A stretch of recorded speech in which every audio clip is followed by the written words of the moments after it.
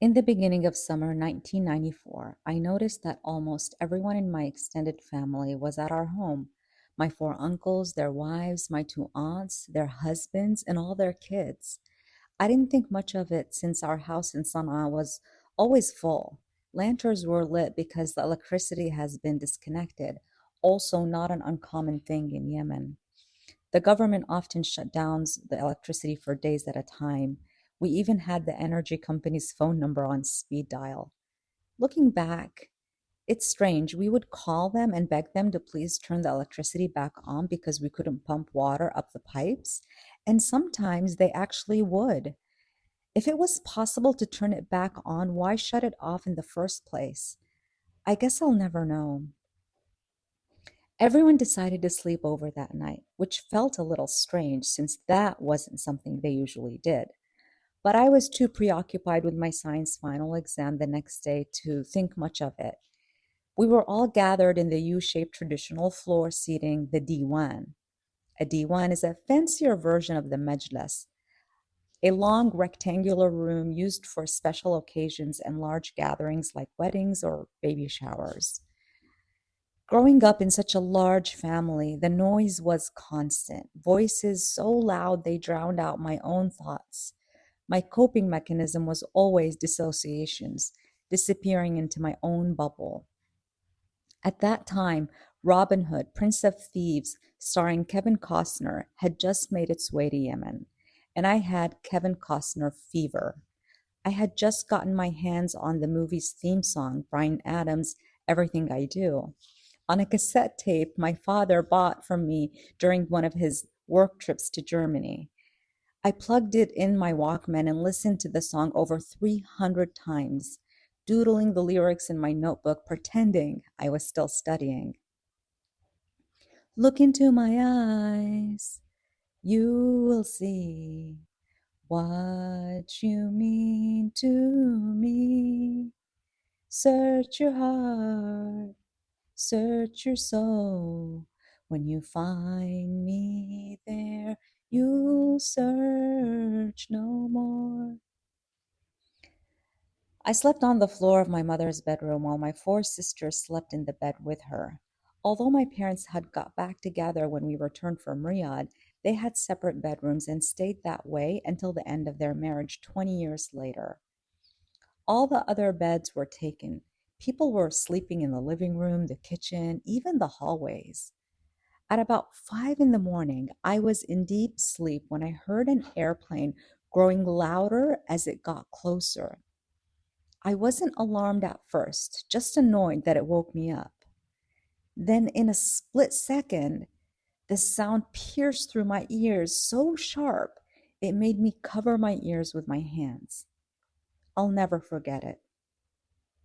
Suddenly, everything turned white, a blinding light so intense I couldn't even see my hands in front of me. Then came a massive explosion that rattled my bones. Boom!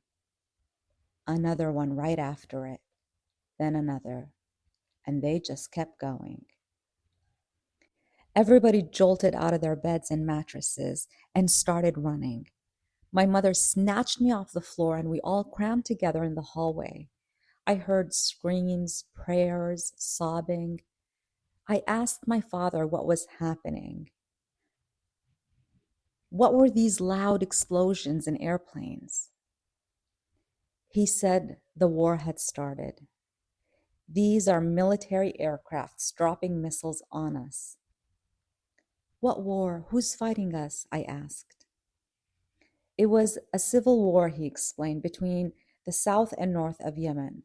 The two sides had united in 1990, but the attempt to create one state failed.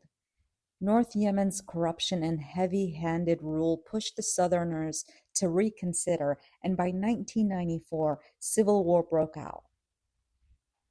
As the missile attacks paused, I tried to wrap my head around what was happening. I had never experienced war before, but as the daughter of a diplomat, I had grown up with war always on the news, especially Palestinian Israeli conflict. I was used to seeing images of people dying, missiles exploding, stone throwing, mothers tearing at their clothes over the remains of their children. One of my younger cousins whispered in the hallway, "Are we going to be like the Palestinians? Are they going to drag our dead bodies from under the rubbles of our home?" I curled up in the fetal position as the sounds of explosions started again. They sounded slightly different this time.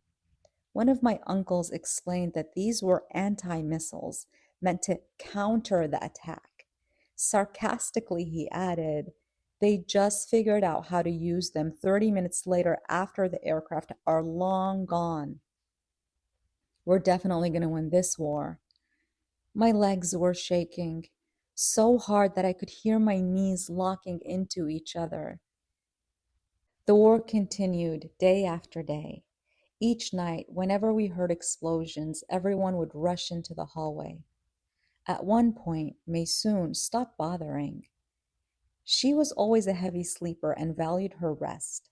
While I shook to my bones, she slept soundly. It was the theme of our lives, how differently we responded to the same environment. Maysoon was 18 months older than me and one school grade ahead. We shared everything, bedroom, closet, friends. But according to my family, she always responded appropriately, and I needed to be more like her. She was the easy kid, the good daughter. I wasn't. It wasn't until later in life that a psychologist explained to me that two kids can sit side by side in the same car during an accident. One walks out without a scratch, the other is severely injured. That was the first time I realized my feelings and experiences were valid. Maysoon excelled in school. Teachers loved her, and even my mother seemed less critical of her. You know what your problem is? You're too sensitive. There's no room for sensitivity in our crazy world, Maysoon always told me. We learned to adjust to living in a war zone. Water was scarce. We were told not to flush toilets except once a day. We could only shower once a week if the electricity came on long enough to pump water into the pipes. With 7 families living under one roof, hygiene was the least of our worries. Food was scarce. Prices of basic groceries like eggs and bread skyrocketed, and gas stations were empty. Cars lined up for miles. My father shook his head. The country of oil doesn't have gas in the gas stations. It was eventually decided that all 7 families had to leave my father's house. We were too close to the president's compound, making our neighborhood a constant target. We moved from house to extended relatives that I never met in my entire life, sometimes splitting the men and women of the family to ease the burden on our host. Phones were down, so we simply showed up at the doorsteps with pillows and blankets. My father, however, refused to leave. He stayed alone in his house through the war.